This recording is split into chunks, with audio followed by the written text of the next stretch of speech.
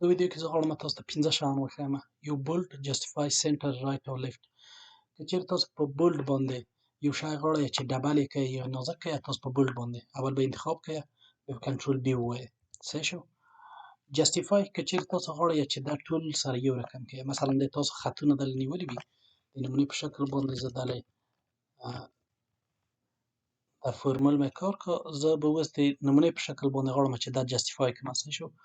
نو دا ټول چې انتخاب کړم، جسټیفای کنټرول مستقیم به زه دلې ورشم، په جسټیفای به کلیک کړم. که چیرې تاسو دغه څلور خطونه ووینئ، یو دغه ټول فنکشنونه چې زه دلته کاروم دا په دې ځای کې دلته ایښودل شوي دي. نو جسټیفای به ووایئ، دغه اول یې دی.